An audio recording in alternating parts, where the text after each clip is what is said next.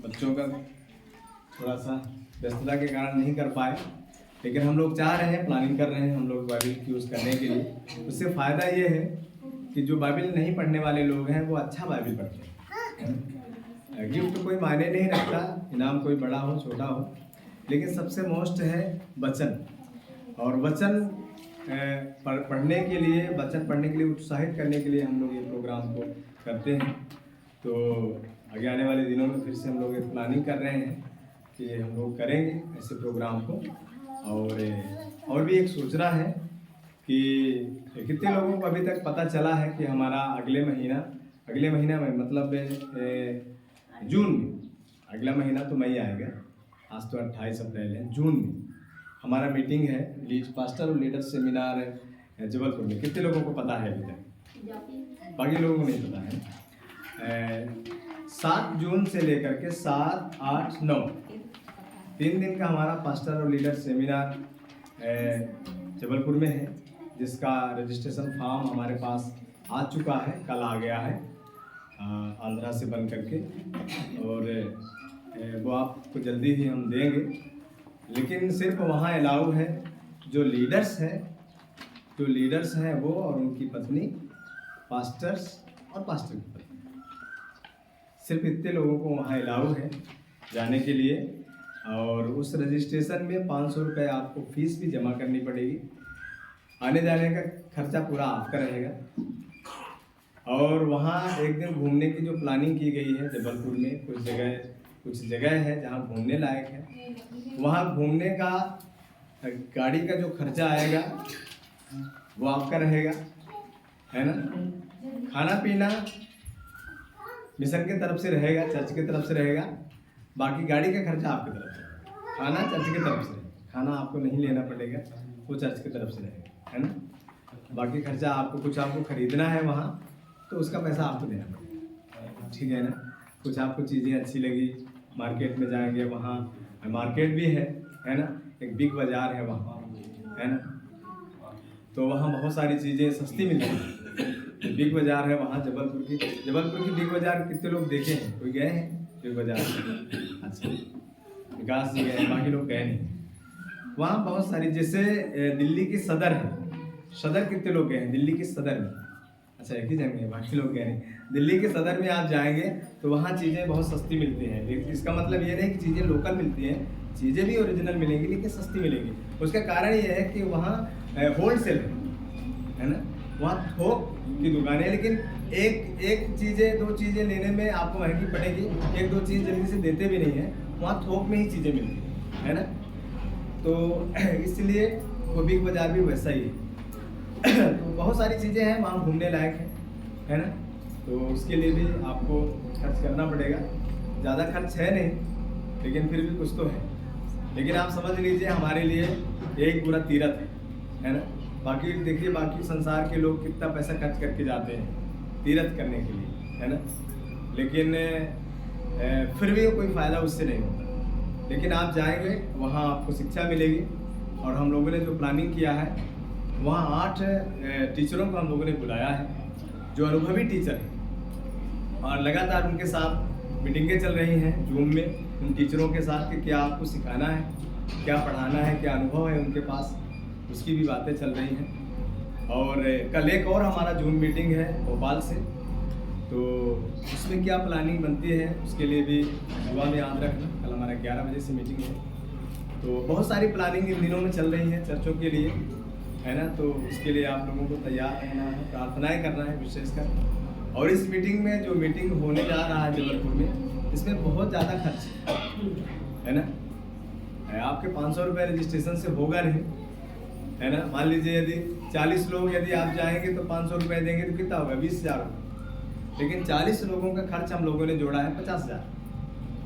जो खर्चा आएगा वो 50,000 आएगा। आपके रजिस्ट्रेशन से मिलेगा कितना हमें? 20,000। लेकिन वो 30,000 कैसे मैनेज होगा?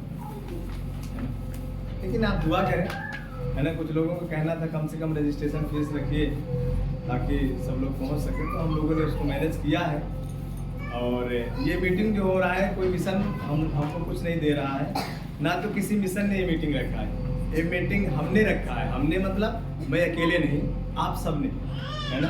ये हमारी इच्छा थी, तो हमने चर्चा किया कि हम अपने लोगों को कहीं दूसरी जगह लेके जाएंगे और हम थोड़ा सा वहाँ बाहर लेके जाएं, ताकि थोड़ा सा आप वहाँ थोड़ा एंजॉय भी कर सकते हैं, है ना। आप थोड़ा सा घूम सकते हैं, थोड़ा सा बाहर की हवा ले सकते हैं, है ना। थोड़ा घर में रह के थोड़ा सा घुटन जैसे महसूस होने लगती है ना। इसलिए हमारी ये इच्छा है कि हम कम से कम साल में एक बार अलग अलग शहरों में लेके जाएं, है ना। अभी पिछले दिनों में हम एक सोच रहे थे कि एक मुंबई में मीटिंग रखेंगे। मुंबई कितने लोग चलने के लिए तैयार हैं? कोई नहीं जाएंगे मुंबई? अरे वाह, इतना बढ़िया शहर है मुंबई, आप जाने के लिए तैयार नहीं, लेकिन थोड़ा लंबा खर्चा आएगा। तो हम सोच रहे थे कि वहाँ भी एक मीटिंग रखेंगे, कुछ लोगों से हम बात भी करने के लिए कोशिश कर रहे हैं। तो यदि आप तैयार हैं, आप मुझे बताइएगा, तो हम वहाँ भी एक मीटिंग रखेंगे। लेकिन वहाँ ज़्यादा खर्च नहीं आएगा, पर फिर भी कम से कम 1000 रुपये आपको रजिस्ट्रेशन फीस देना पड़ेगा। 4 दिन का वहाँ आप लोगों को रहने खाने हर चीज़ के लिए सुविधा की जाएगी। लेकिन मुंबई जैसे शहर में 1000 में 4 दिन आप नहीं रह सकते। मुंबई जैसे शहर में तो एक दिन के लिए 1000 रुपये भी कम पड़ जाएगा, एक दिन के लिए, है ना। लेकिन यदि 4 दिन आपको रहना है तो आपके लिए बहुत पैसा चुकाना पड़ेगा। लेकिन हम कोशिश करेंगे कि आप 1000 रुपये ही दें और उसमें 4 दिन की आपकी व्यवस्थाएं हम लोग कर सकें। ऐसा हमारी प्लानिंग है। हमारे पास कोई बाहर से कोई भी फंड नहीं है, बस आप लोगों की प्रार्थनाएं हैं। और हम ये आशा रखता हूँ कि आप प्रार्थना करेंगे तो हम मिल करके बहुत कुछ कर सकते हैं। Hallelujah, hallelujah, hallelujah, hallelujah. तो इसके लिए आपको तैयार होना है। और वहाँ जबलपुर में सिर्फ पास्टर्स और लीडर्स लोगों को जाना है, उसके लिए आपको तैयारी करना है। मैं बता दूंगा किन लोगों के लिए अलाउ है जाने के लिए और किन को अलाउ नहीं। Hallelujah, hallelujah, hallelujah, hallelujah. So आज हम बात करेंगे कुछ वचनों को लेकर के, जो वास्तव में इन दिनों में हमारे जीवन को बहुत ही प्रभावकारी, हमारे जीवन को बहुत ही प्रभाव में लाने वाले वचनों से हम बात करेंगे। लेकिन उसके पहले हम ये जानना चाहते हैं, पिछले दिनों में सुना हुआ वचन क्या आपको याद है? किस विषय में हमने बात किया, तो बता सकते हैं?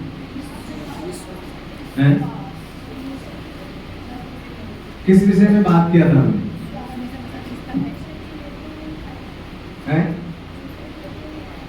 जोर से बोलो, किसी को याद है या नहीं है? क्या था? और पीछे वाले लोग जो आए थे किस विषय में बात किए थे? किसी को याद है? किसी को याद नहीं है? किसी को याद नहीं है? किसी को याद नहीं? अब आप बताइए, यदि एक हफ्ते की चीजें आपको भूल जा रही हैं, तो जो लोग बताइए कि लगातार 6 महीने चर्च नहीं आते हैं, उनका क्या हाल होगा? आप सोचिए एक बार, 6 महीने खाना आप नहीं खाएंगे, कितने लोग जिंदा रह सकते हैं? 6 महीने बिना खाना खाए कोई जिंदा रह सकता है? फिर कैसे आपका आत्मिक जीवन कैसे जिंदा रहता है? 6 महीने खाना नहीं खाते, कोई संपर्क नहीं, 6 महीने 3 महीने, कुछ लोग तो बड़े बड़े प्रोग्रामों में आएंगे, बाकी तो आते नहीं, है ना। कैसे आपका जीवन जीवित रहे? आत्मिक तौर पे आप कैसे जीवित रहे?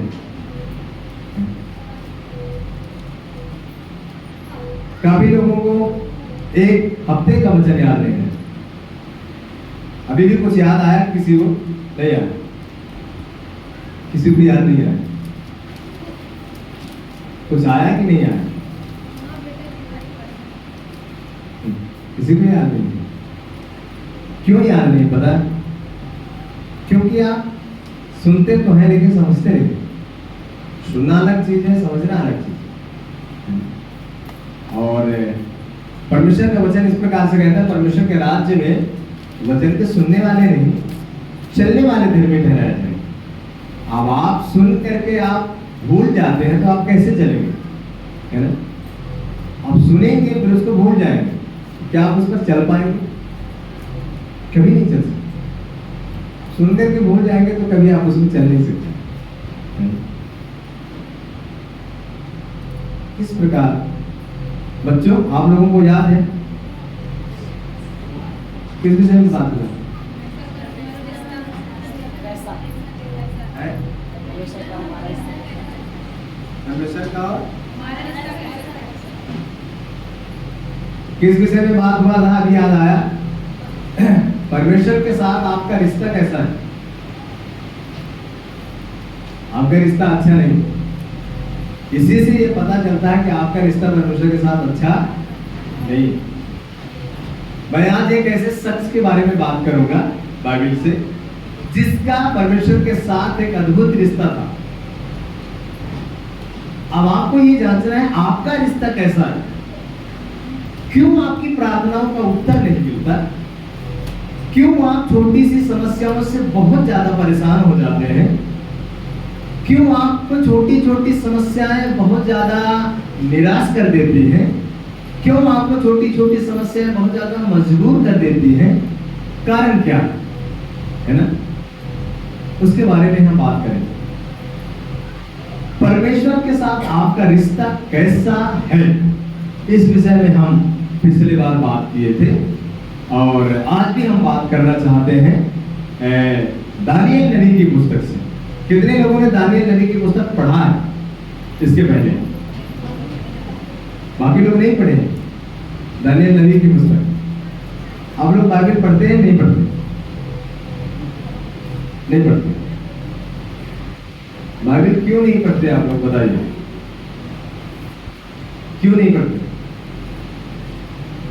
सोचिए एक बार, क्यों बाइबल नहीं पढ़ते?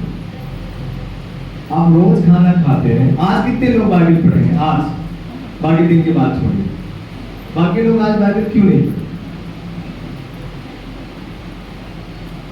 बताइए क्यों आपने नहीं पढ़ा? क्या इतने ज्यादा आप बिजी हो गए थे काम में कि आपने बाइबल नहीं पढ़ पाया, या आपने जानबूझ के नहीं पढ़ा?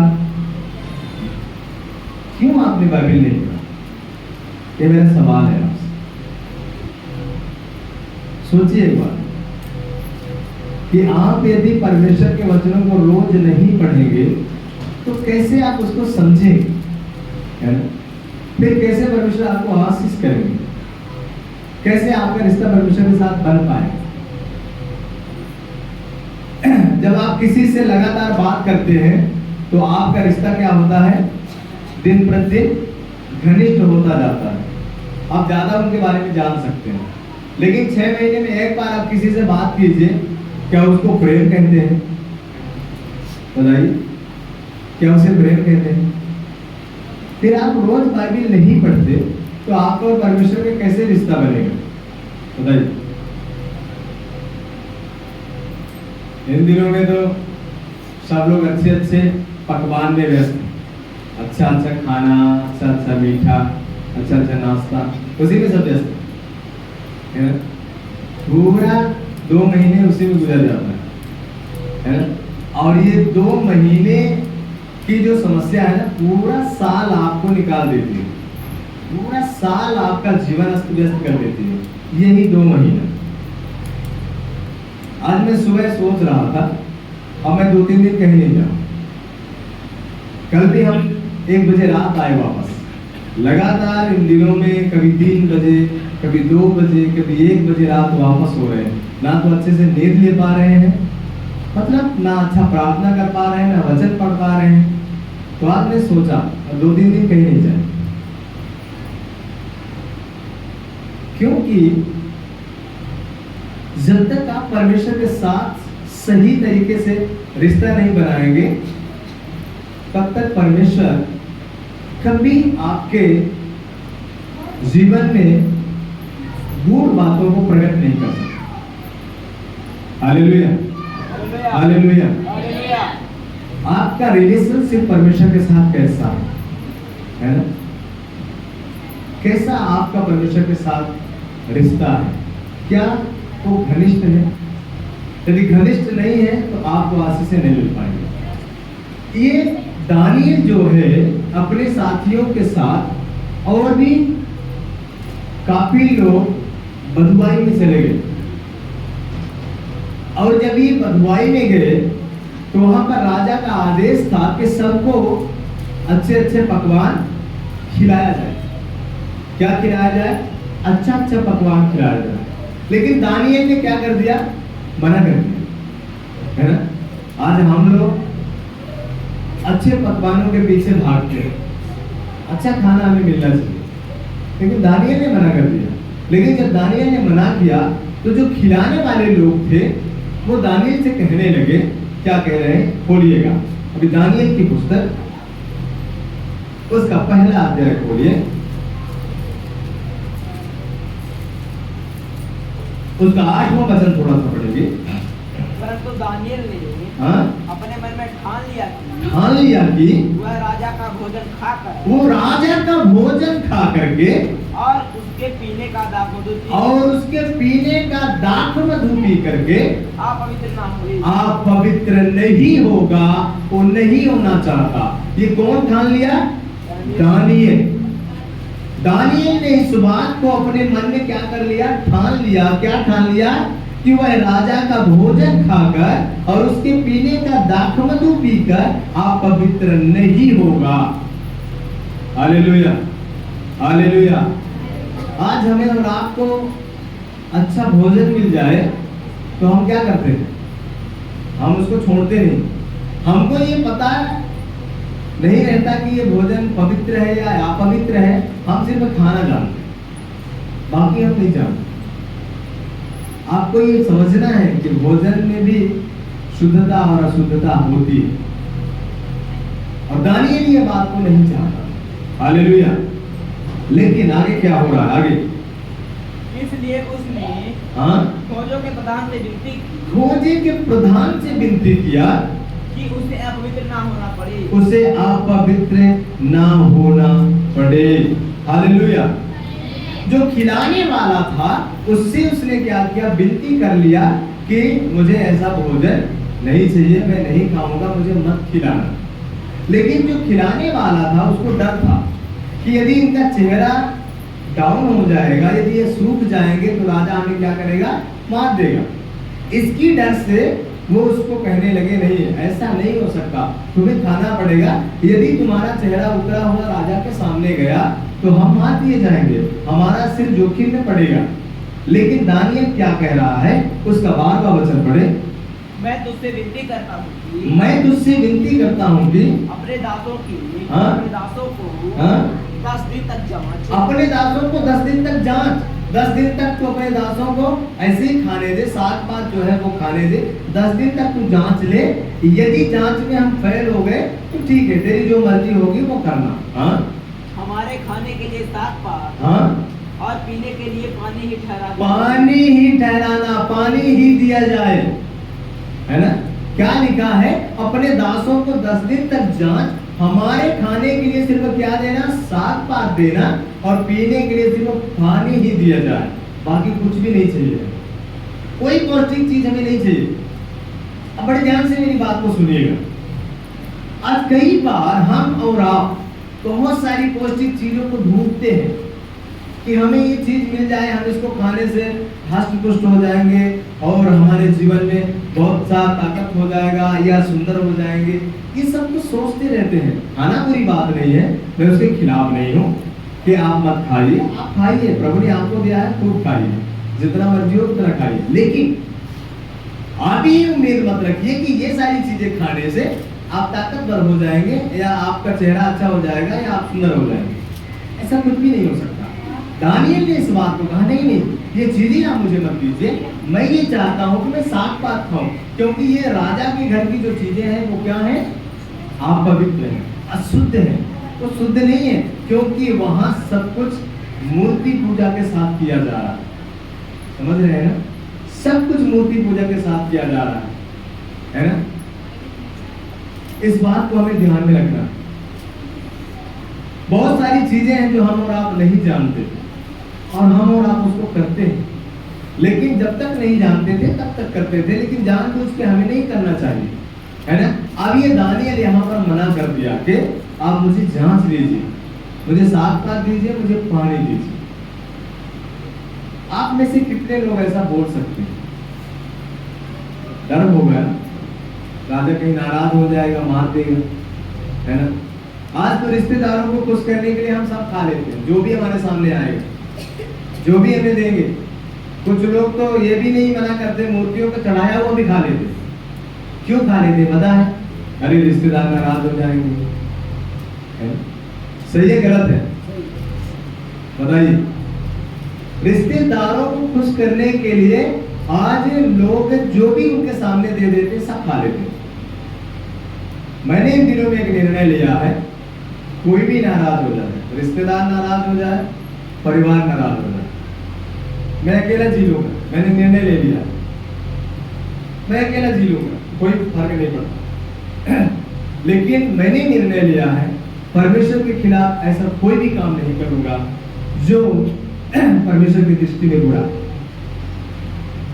हेलो हेलो, कर सकते हैं? है हिम्मत? कोई बात नहीं। जो इस दुनिया में आया है एक दिन उसको मरना है। आप चाह कर भी आप नहीं बच सकते। प्रभु यीशु मसीह ने कहा जो अपना प्राण बचाना चाहेगा वो उसे खोएगा। काफी लोग ये सोचते हैं अरे ये सब जोखिम काम है, ऐसा करने से हम मार दिए जाएंगे, क्या हो जाएगा। कोई बात नहीं, इसीलिए तो हमने यीशु मसीह को ग्रहण किया है ना। कुर्बान होने के लिए भी प्रभु ने चुना है तो मंजूर है ना। लेकिन साधारण काम नहीं, बोल देना अलग बात है, लेकिन तलवार जब सामने आएगी तब समझ में आना, तब ये लगेगा अरे भैया थोड़ा दिन और जीना है, छोड़ दो, अब तो हम वही करेंगे जो तुम कहो, तुम ही बताओ जो मुझे करना है वही कर लेंगे। कोई बात नहीं, मरना तो है ना। दानियल गुलामी में है, बड़े ध्यान से समझिएगा, वो गुलामी में है राजा के, वो पकड़ के ले जाए गए हैं, सब बंधुआई में है, लेकिन वहां भी दानियल अपने नियम के खिलाफ नहीं गया। परमेश्वर का जो नियम था, परमेश्वर के नियम के अनुसार वो काम करता रहा।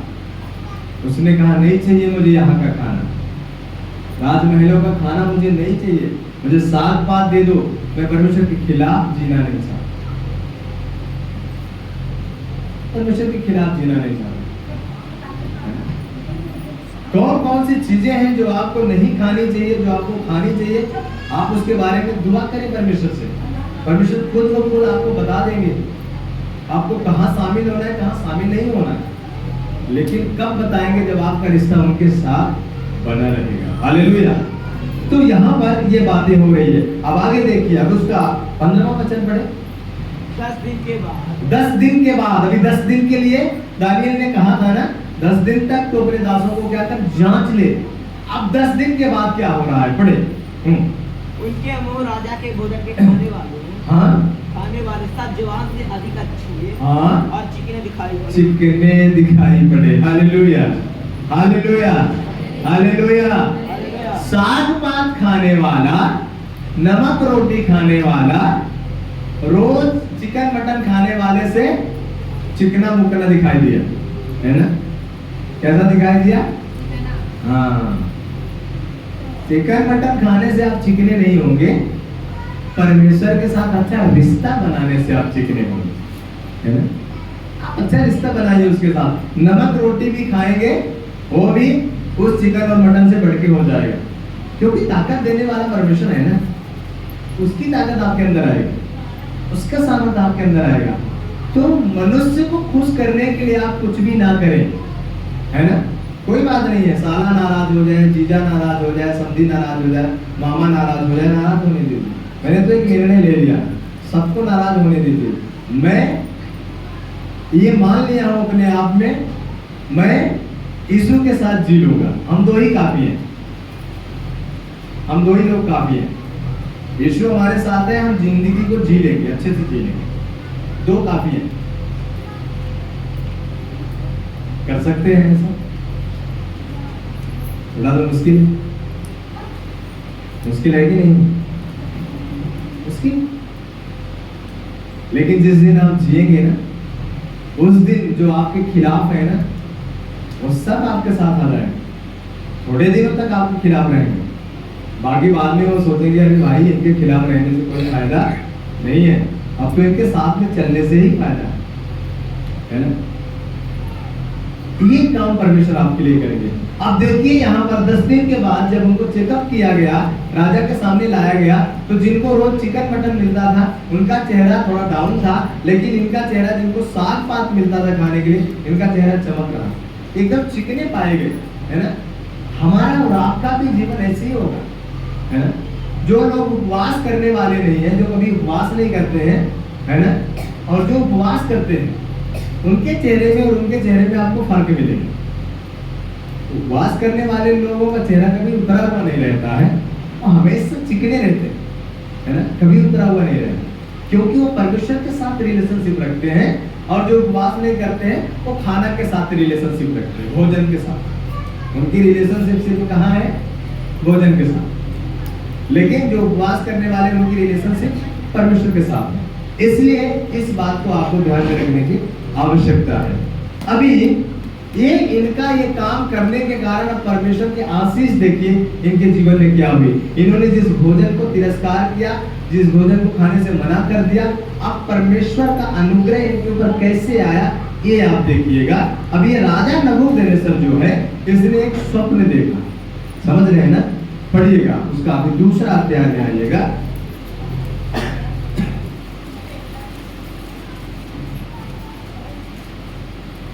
उसका पहला वचन थोड़ा सा पढ़ दीजिए।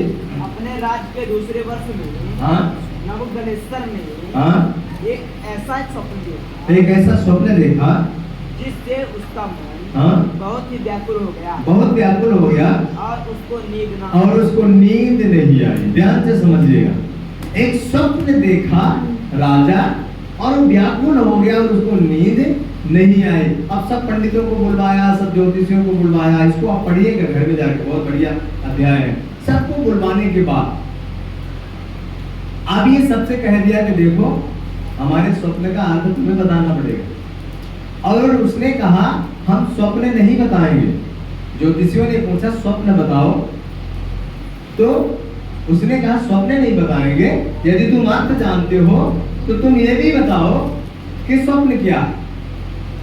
Hallelujah, hallelujah. बड़े ध्यान से सुनिए, थोड़ा सोने वाले लोग ध्यान से सुनिए। और परमेश्वर के साथ आप जब रिश्ता बनाएंगे क्या आशीष आपको मिलेगा, ये हम बताना चाहते हैं। तो उसने ऐसा सवाल किया जब, तब यहाँ पर लोग उत्तर क्या दे रहे हैं, तो उसका 10 वचन पढ़ो बेटा। कलस्सियों ने राजा से कहा, पृथ्वी भर में ऐसा कोई मनुष्य नहीं, पृथ्वी भर में ऐसा कोई मनुष्य नहीं जो राजा के मन की बात बता सके। हाँ, जो राजा की मन को बात को बता सके। यहाँ पर ये राजा कह रहा है कि मेरा स्वप्न भी तुम्हें बताना पड़ेगा, उसका अर्थ भी तुम्हें बताना पड़ेगा। लेकिन कह क्या रहा है, कोई ऐसा व्यक्ति नहीं पृथ्वी भर में जो राजा की मन की बात को बता सके। आगे, और ना कोई ऐसा राजा, और ना कोई ऐसा राजा या प्रधान है या हाकिम हाँ कभी हुआ है हाँ जिसने किसी ज्योतिषी हाँ या तंत्री हाँ या कवि हाँ हाँ ऐसी बात पूछी, ऐसी बात पूछी हो। हालेलुया। ऐसा कोई भी हुआ नहीं कि जिसने ऐसी बात किसी से पूछी भी हो। और आगे, जो बात राजा पूछता है, जो बात राजा पूछता है वह अनोखी है, वो अनोखी है। हालेलुया। ये अनोखी बात है। आपके मन में क्या चल रहा है, उस बात को यदि कोई व्यक्ति से आप कहें कि बता दो, अनोखी है कि नहीं? बताइए, ये बात अनोखी है कि नहीं है कि नहीं है? बताइए। आपके मन में, मेरे मन में कुछ बात चल रही, आपके मन में कुछ बात चल रही है, अब आप किसी से कहो कि ये बताओ, तो ये बात अनोखी, सिंपल सी बात है। हाँ, अभी 13वां वचन पढ़ो। अतः यह अध्ययन के लिए हाँ और पंडित हाँ लोगों का हाँ होने पर था अब देखिए राजा झुंझला गया। अभी 12वां वचन पढ़ेंगे ना, सारा वचन पढ़ने के लिए टाइम नहीं है। 12वां वचन पढ़ेंगे। राजा गुस्सा हो गया, झुंझला गया। अब यहाँ पर क्या कह रहा है, सो यह आज्ञा निकली और पंडित लोगों का घात होने पर था और लोग दानियल और उसके संगियों को ढूंढ रहे थे कि वे घात किए जाएं। उनको भी ढूंढ रहे थे। अब ध्यान से समझिएगा, जब लोगों ने ये देखा कि ये साग पात खा करके इनका चेहरा उतरा नहीं, लोग चिढ़ने लगे। उनको भी ढूंढ रहे थे कि इनके साथ में इनका भी घात किया जाए, इनको भी मार दिया जाए। लेकिन आगे हुआ क्या? आगे 16वां वचन पढ़े। तब दानियल ने भीतर जाकर राजा से विनती की। अब देखिए, अब दानियल को जब पकड़ के ये लोग ढूंढ के ले गए राजा के पास, अब दानियल राजा के पास जाकर के विनती किया। क्या विनती किया? पढ़े। कि उसके लिए कोई समय ठहराया जाए, उसके लिए कोई समय ठहराया जाए ताकि वह महाराज को हाँ स्वप्न का फल बता सके। स्वप्न का फल बता सके। आगे तब दानियल ने अपने घर जाकर हाँ अपने संगी हनन्याह, हाँ मिसाएल और अजर्या को हाँ यह हाल बताकर कहा, हाँ इस भेद के विषय में हाँ स्वर्ग के परमेश्वर की दया के लिए हाँ यह कहकर हाँ प्रार्थना करो हाँ कि बेबीलोन के हाँ और सब पंडितों के संग हाँ दानियल हाँ और उसकी संगी भी हाँ नष्ट न किए जाएं। नष्ट ना किए जाएं। अब बड़े ध्यान से इस बात को सुनिएगा, यहाँ पर क्या बात हो रही है। तब ये दानियल जाकर के अपने साथियों के साथ में बैठा। अब देखिएगा, अकेले की प्रार्थना, समूह की प्रार्थना का क्या फल मिलता है, ये बात मैं आपको बताना चाहता हूं। ये दानियल अकेले प्रार्थना किया नहीं, ये दानियल जाकर अपने साथियों को बताया कि ऐसी ऐसी राजा की आज्ञा है, अब तुम एक काम करो, तुम क्या करो, सब लोग मिलकर के दुआ करो। किससे प्रार्थना करो? स्वर्ग के परमेश्वर से प्रार्थना करो कि पंडितों और ज्योतिषियों के साथ में हमारा और तुम्हारा भी नाश न किया जाए। ये प्रार्थना करो। और आगे तब वह भेद दानियल को हाँ रात के समय, अब ध्यान से सुने, जब ये दानियल और इसके साथियों ने मिलकर के प्रार्थना किया, तब वो भेद परमेश्वर ने रात के समय में हाँ दर्शन के द्वारा दानियल को दर्शन के द्वारा प्रकट किया गया। प्रकट किया गया। दानियल के ऊपर वो भेद क्या कर दिया गया? प्रकट कर दिया गया। स्वप्न भी और उसका अर्थ भी, दोनों चीजें। स्वप्न, इनको शांत करो, बच्चों को शांत कर लो और करने की कोशिश करो। ये बहुत बड़ा नुकसानदायक है आप लोगों के लिए। यदि आप बच्चों को डिसिप्लिन अभी से नहीं सिखाएंगे तो कल आप आशीष नहीं पाएंगे। तो यहाँ पर ध्यान से समझिए, दानियल और उसके साथी लोग जो प्रार्थना कर रहे थे, रात में परमेश्वर उनसे बात, और जब बात किया परमेश्वर तो स्वप्न भी बताया, स्वप्न का अर्थ भी बताया। जब भी हमारे और आपके जीवन में ऐसी कोई परिस्थिति आती है, आप दुआ करो। कल एक जगह मैं रात में प्रार्थना करने के लिए गया, एक नौजवान लड़के के लिए, और उस लड़के के लिए जब मैं प्रार्थना करने के लिए गया, उसकी हालत इतनी ज्यादा खराब थी, उसकी नाजुक हालत थी। नौजवान लड़का, हट्टा कट्टा लड़का, 5.5 फीट से ऊपर होगा, लेकिन उसकी दशा इतनी ज्यादा खराब है इस समय। तो जब मुझे वहां बुलाया गया, मैं उस घर में गया रात की बात में प्रार्थना करने, और जब मैं प्रार्थना कर रहा था तो प्रभु उसके जीवन में समस्या आने का कारण मुझे दिखाया उसी समय। तो मैंने कहा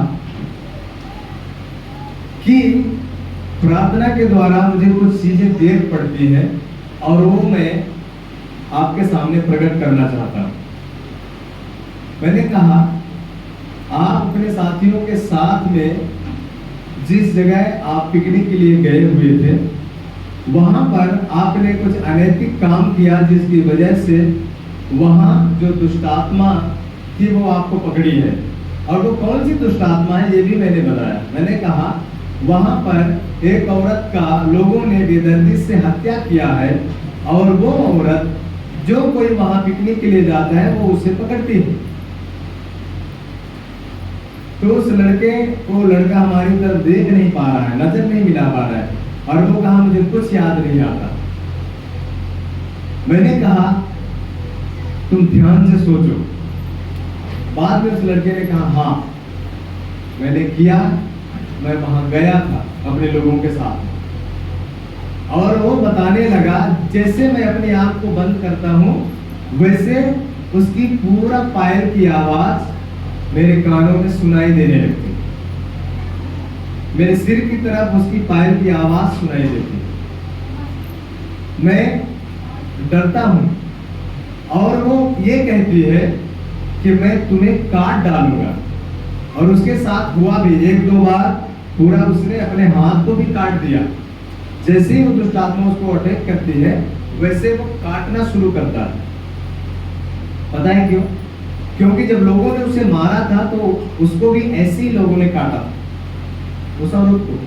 मैं जानता नहीं हूं, वो पंजाब की बात है, लेकिन पंजाब की बात को परमेश्वर यहाँ बैठे बैठे दिखा रहा है। ये होता है रिलेशनशिप। समझ रहे हैं मेरी बात को? तो मेरे कहने का मतलब ये है, कई बार ऐसी परिस्थितियों में जब आप फंसते हैं तो आपका काम क्या है? परमेश्वर के सामने घुटने टेकना। मैं जब प्रार्थना कर रहा था तो मैंने कहा प्रभु इस लड़के के जीवन में जो भी परिस्थिति है मैं नहीं जानता, पर मैं इतना जानता हूं प्रभु ये परिस्थिति है क्यों।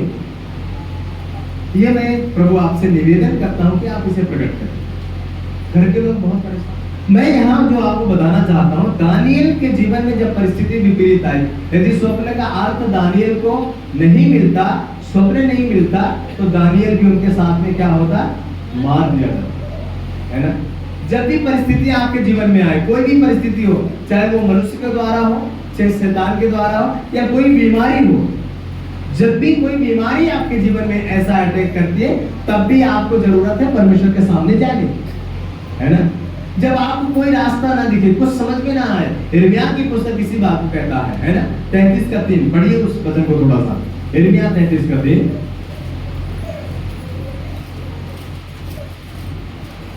मुझसे प्रार्थना कर, मुझसे प्रार्थना कर और मैं तेरी सुनकर तुझे बड़ी और कठिन बातें बताऊंगा, जिन्हें तू अभी नहीं समझता। Hallelujah, hallelujah.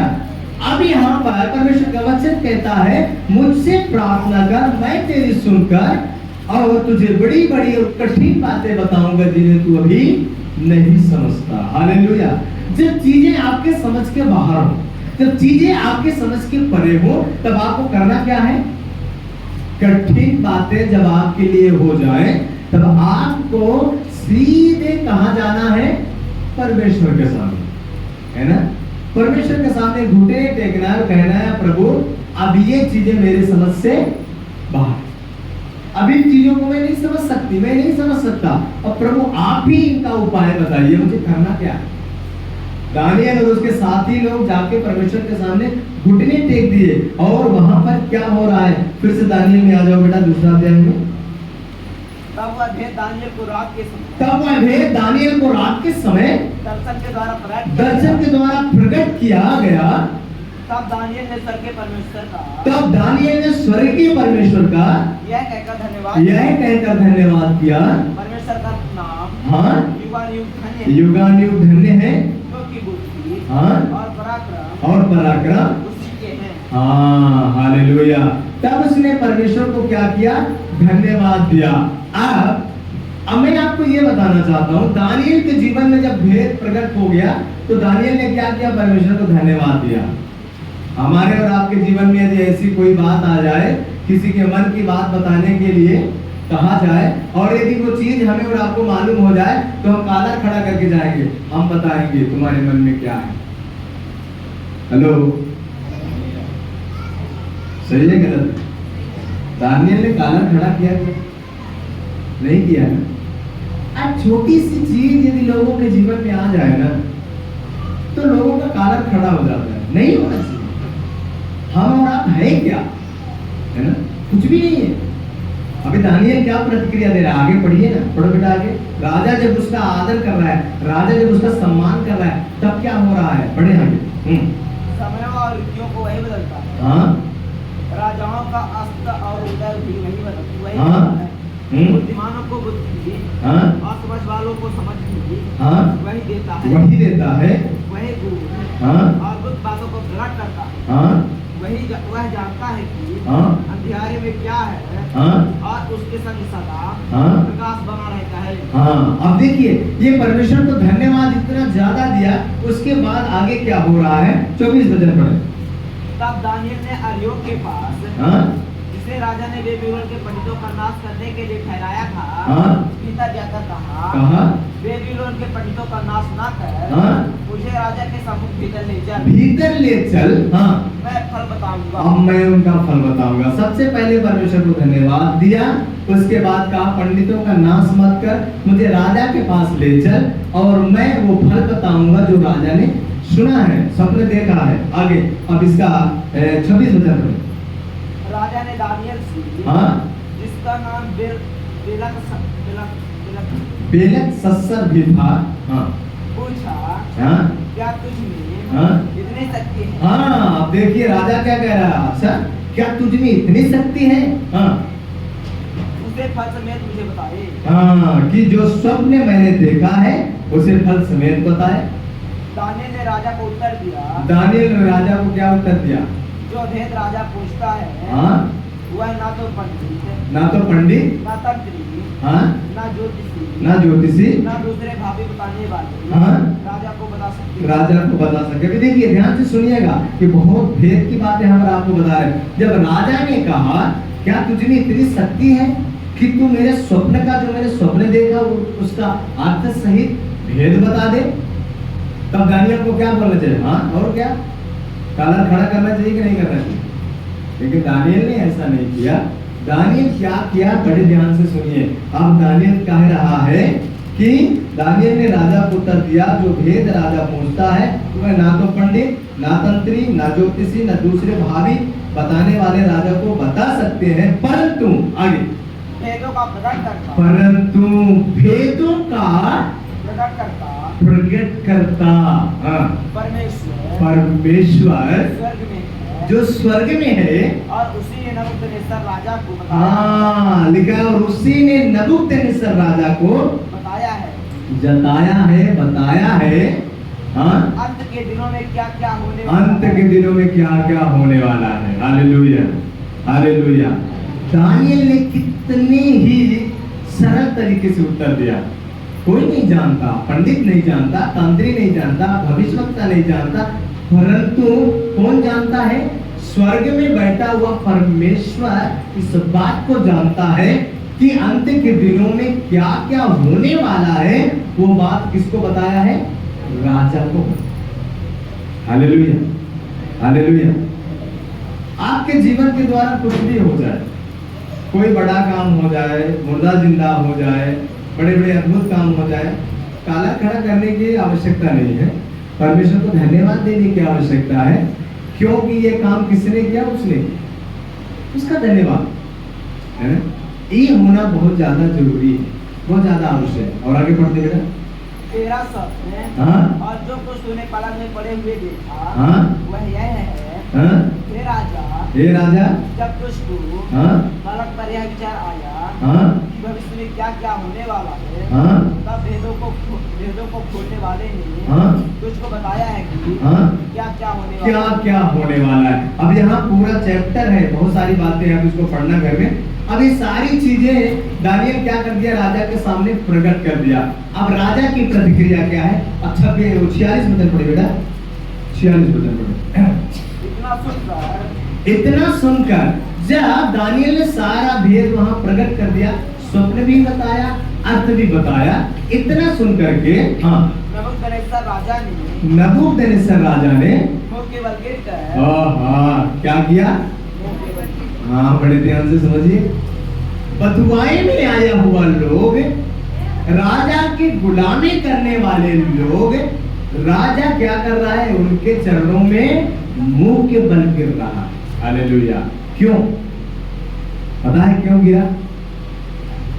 राजा का कोई भी अपवित्र चीजों को दानियल ने हाथ नहीं लगा। मैं आपको और भी चीज बताना चाहता हूँ। हो सकता है जब आपके जीवन में परमेश्वर बड़ा काम करे, आप कुछ घरों में जाके अद्भुत काम कर दे आपके द्वारा परमेश्वर, और वहां से बहुत सारी चीजें आपको मिले।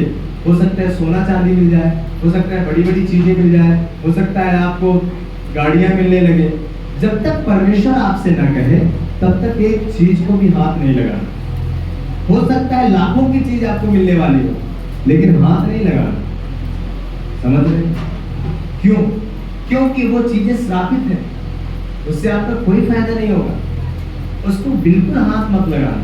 जब तक परमेश्वर आपसे ना कहे कि ये चीजें लेना है, तब तक आप उसको नहीं लेना। लोग देंगे, जबरदस्ती देंगे, ये भी कहेंगे अरे आपने बड़ा काम किया, आपने अद्भुत काम किया है, हमारा जिंदगी बचा दिया, ये कर दिया, वो कर दिया।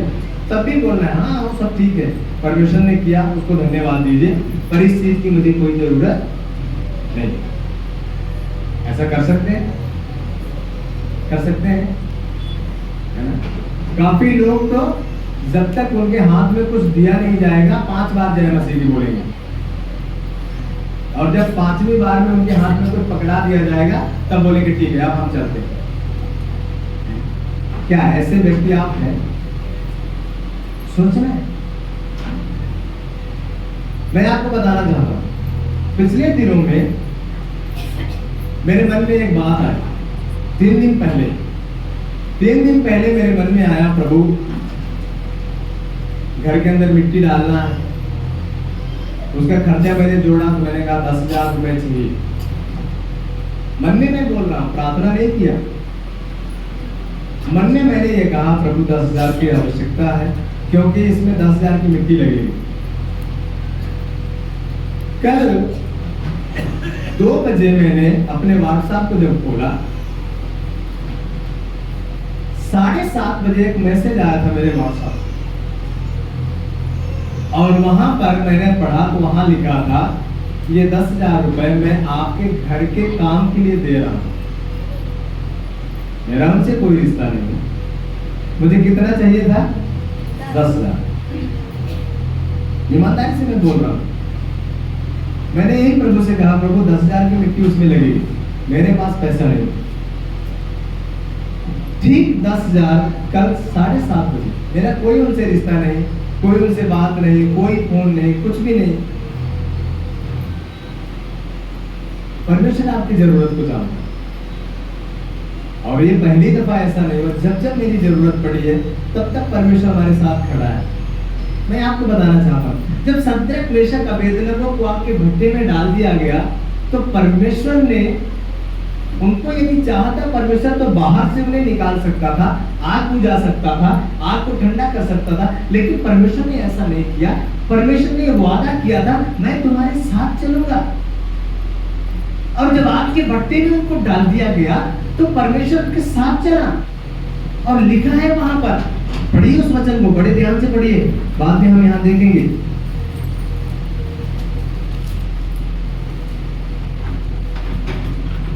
उसका सबसे पहले उसका 3रा अध्याय का उसका 16वां वचन पढ़ लें। शद्रक मेशक और अबेदनगो ने राजा से कहा, हाँ? हे नबूकदनेस्सर, हाँ? इस विषय में हाँ? तुझे उत्तर देने का हाँ? हमें कुछ प्रयोजन नहीं। कुछ प्रयोजन नहीं जान पड़ता। ये जो चीजें मैं आपको बता रहा हूँ, आने वाले दिनों में ये चीजें आपके सामने आने वाली है। एक भविष्यवाणी के तौर पे आप इसको नोट कर लो। एक बड़ी मूरत नबूकदनेस्सर ने खड़ा कराया, सब लोगों ने दंडवत किया।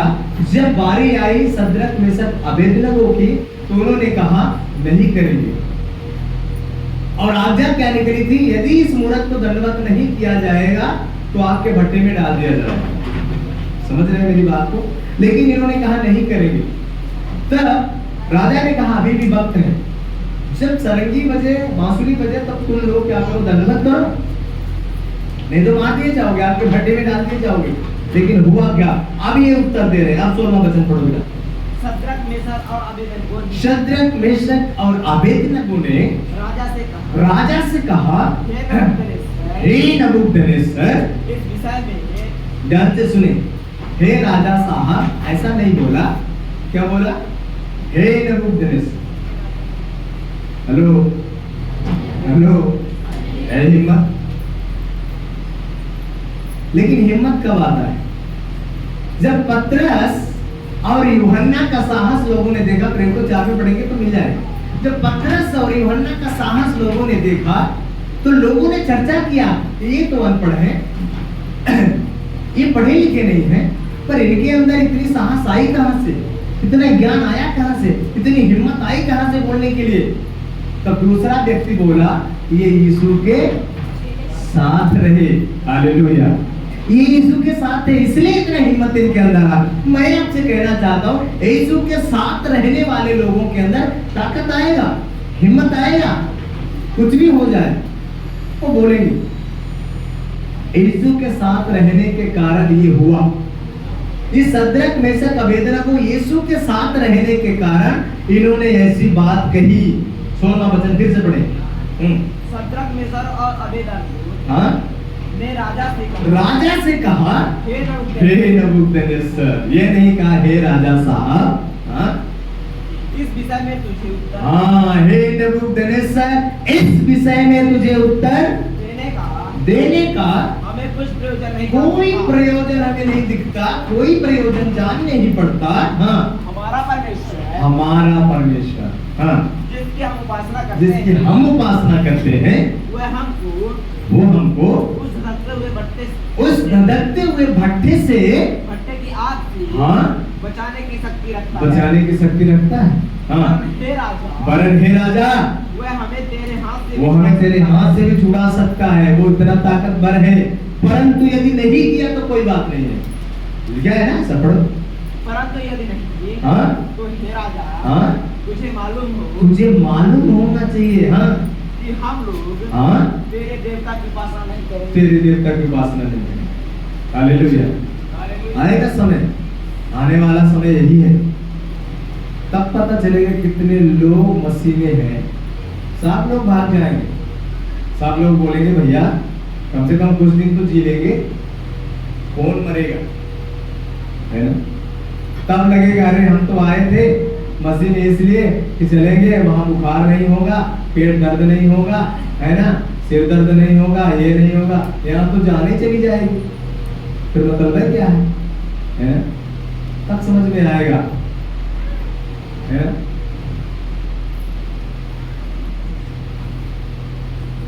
लेकिन ऐसा सद्रक मेशक अबेदनगो ने नहीं किया। लेकिन राजा ने क्या किया, आगे पढ़े।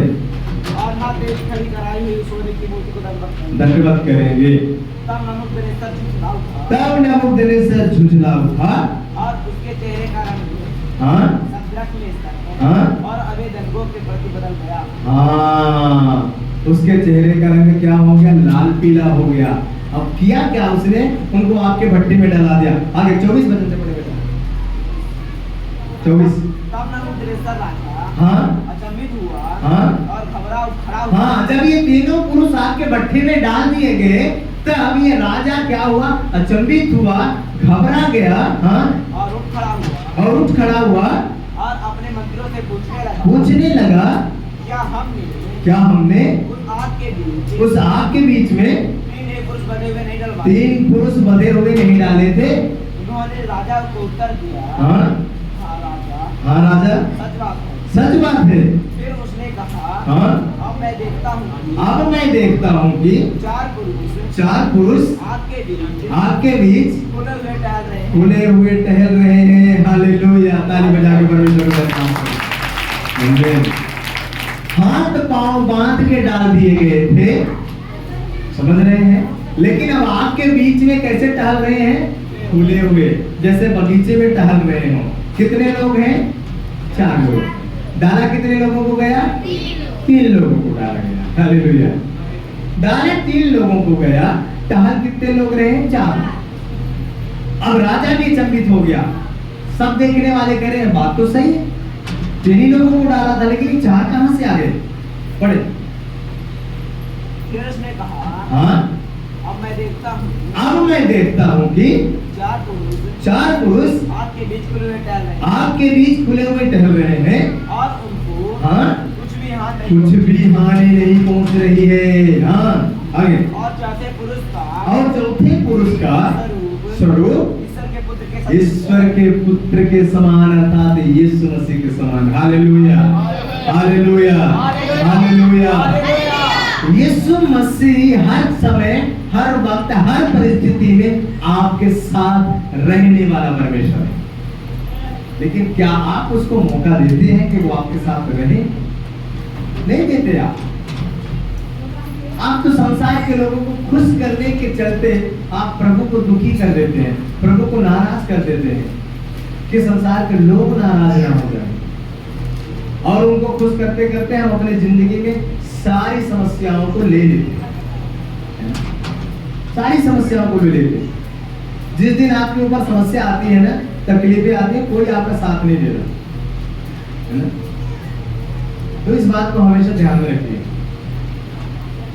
प्रभु हर समय आपके साथ रहने वाला परमेश्वर।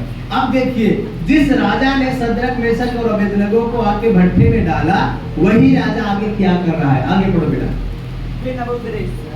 हाँ, उस रखते हुए भट्ठे के द्वार के पास जाकर कहने लगा, हे सद्रक, मेशक और अबेदनगो, परम प्रधान परमेश्वर के दासों, परम प्रधान परमेश्वर के दासों। हालेलुया। उसने क्या किया? मूरत खड़ी करवाया, कहा इसको दंडवत करो। अब क्या कह रहा? परम प्रधान परमेश्वर के दासों। हालेलुया। जोखिम तो उठाना पड़ेगा, समझ रहे हैं? थोड़ा सा कठिनाई तो है ना, कठिनाई है, लेकिन उस कठिनाई के बाद एक आशीष भी है। मैं बार बार यही कहता हूँ, यरदन नदी को पार तो करना है, लेकिन उसके उस पार कनान है, इस पार मरुस्थल है, जंगल है, वेदनाएं हैं, दुख है, तकलीफें हैं, भूखमरी है, गरीबी है, सब है। लेकिन यरदन के उस पार क्या है? आनंद ही आनंद है, दूध और मधु की धारा बहने वाला वो देश है। Hallelujah, hallelujah. लेकिन अब करना क्या पड़ेगा? उसको पाने के लिए यरदन को पार करना पड़ेगा। मेरा हमेशा यही सवाल रहता है, भैया एलिया की चादर नहीं है, मूसा की लाठी भी नहीं है, बाचा का संदूक भी। अब यरदन को पार करना है, तो कैसे पार करें? इनमें से कोई भी चीज आपके साथ नहीं है, लेकिन यरदन आपको पार करना है।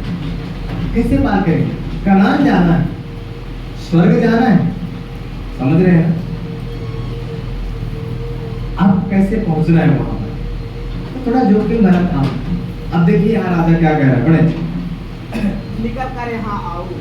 क्या बोल रहा है? निकल कर यहाँ आओ, परम प्रधान परमेश्वर के दासों, निकल के यहाँ आओ। हाँ, ये सुनकर सद्रक, मेशक और अबेदनगो, सद्रक, मेशक और अबेदनगो आग के बीच से निकल कर आए। आग के बीच से निकल आए।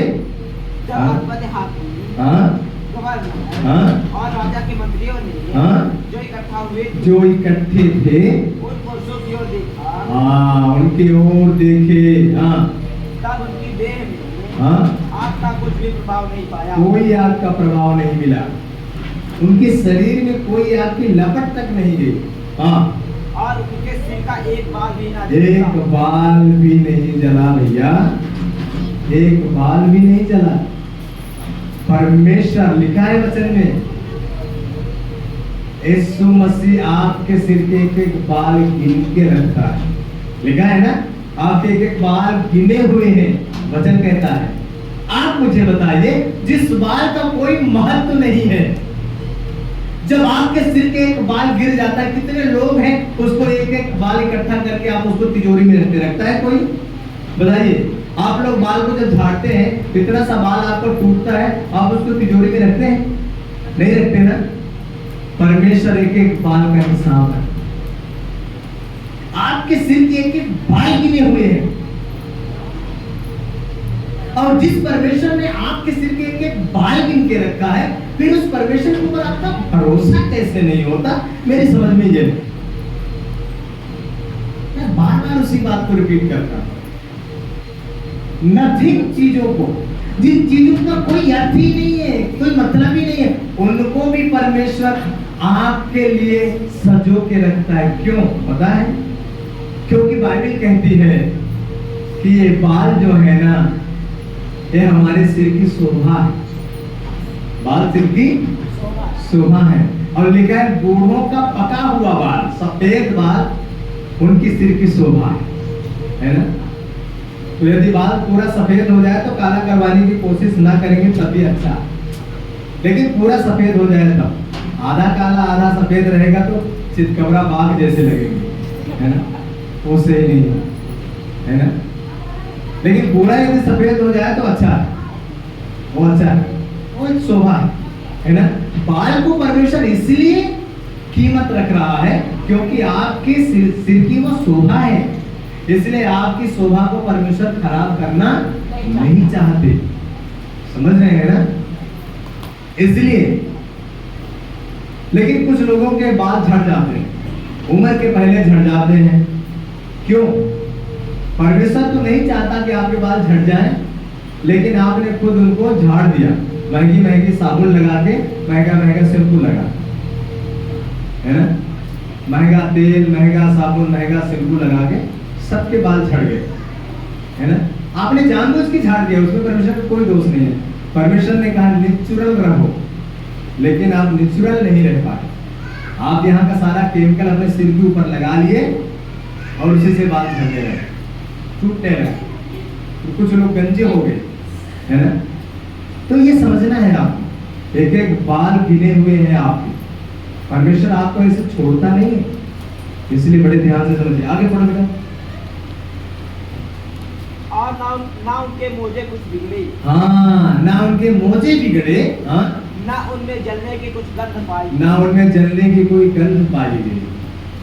समझ रहे हैं ना, कोई गंध जलने की पाई नहीं गई, कोई गंध नहीं कि आपके भट्टे से निकले, कोई गंध नहीं पाई गई। हाँ, नबूकदनेस्सर कहने लगा, नबूकदनेस्सर कहने लगा। अब देखिए, आग के भट्टे में थे, लेकिन गंदे बदबू तक नहीं पाई गई कि आग से निकले हुए। आप हाथ को ऐसे धुआं में रखिए, फिर सूंघिए तो धुआं के जैसे स्मेल आएगी, सही है गलत है? धुआं के जैसे स्मेल आएगी, लेकिन आग के भट्टे से निकल रहे हैं, फिर भी कोई गंध नहीं आ रही, सोचने वाली बात है। हाँ, आगे। धन्य है शद्रक मेशक अबेदनगो हाँ का परमेश्वर, हाँ जिसने अपना हाँ, अब नबूकदनेस्सर क्या कहने लगा? धन्य है शद्रक मेशक और अबेदनगो का परमेश्वर। थोड़ी देर पहले जिस परमेश्वर को उसने तिरस्कार करके मूर्त को खड़ा कराया, उसको दंडवत करने के लिए कहा, अब वही राजा कह रहा है धन्य है शद्रक मेशक और अबेदनगो का परमेश्वर। Hallelujah, hallelujah. और आगे, जिसने अपना दूध भेजकर अपने इन दासों को इसलिए बचाया क्योंकि उन्होंने राजा की आज्ञा ना मानकर, हाँ, बड़े ध्यान से सुनिएगा, क्योंकि उन्होंने राजा को खुश ना करके, राजा की आज्ञा ना मानकर तुझे पर भरोसा रखा। हाँ, किस पर भरोसा रखा? परमेश्वर पर भरोसा रखा, है ना। अब आप समझिए, जब आप किसी मनुष्य को खुश नहीं करते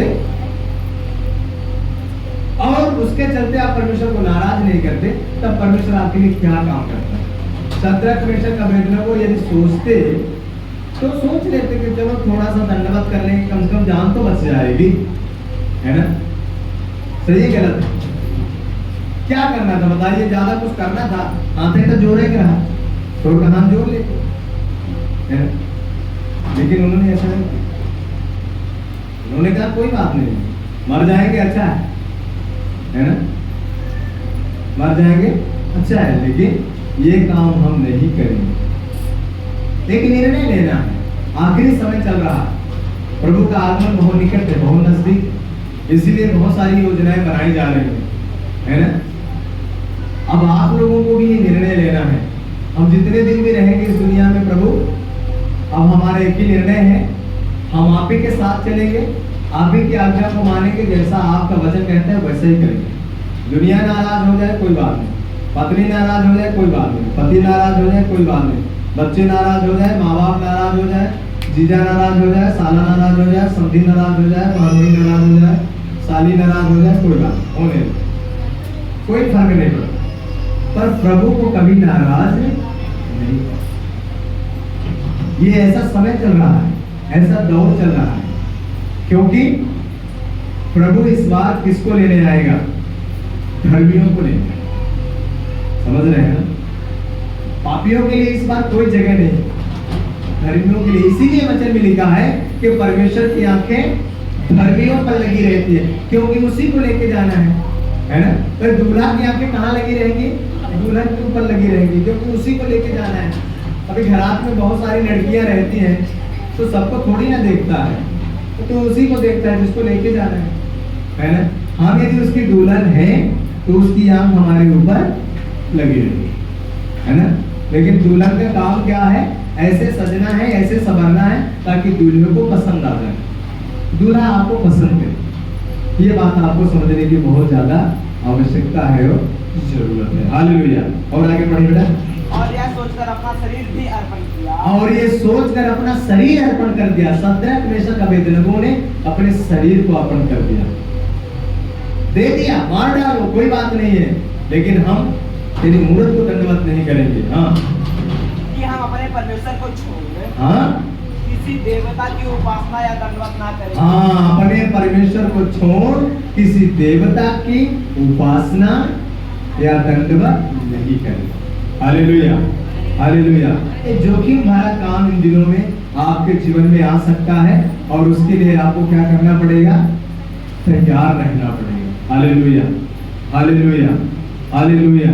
तो इस बातों को हमेशा आपको ध्यान देने की बेहद आवश्यकता और जरूरत है। प्रार्थना, जब भी आपके जीवन में परिस्थितियां विपरीत हो, तो आपको सिर्फ परमेश्वर के सामने जाना है। बाइबल में आप पढ़ के देखिए, दाऊद परमेश्वर के सामने जाता था तब उसको समझ में कुछ नहीं आता। यहोशापात परमेश्वर के सामने गया, दानियल परमेश्वर के सामने गया, है ना? और भी बहुत सारे बाइबल के अंदर लोग थे, जब वो परमेश्वर के सामने गए, जब उनके समझ से बाहर की चीजें जब वो समझ नहीं पाए, तो परमेश्वर से प्रार्थना किए और परमेश्वर ने उन्हें समझने की शक्ति दिया। आप भी परमेश्वर से प्रार्थना कीजिए, आपके लिए भी परमेश्वर उपाय निकालेंगे, आपके लिए भी परमेश्वर मार्ग को तैयार करेंगे। सो आइए हम खड़े हो जाएं और परमेश्वर से प्रार्थना करें कि इन दिनों में परमेश्वर आपके जीवन को तैयार करें, कि आप परमेश्वर को खुश करने का काम करें। आप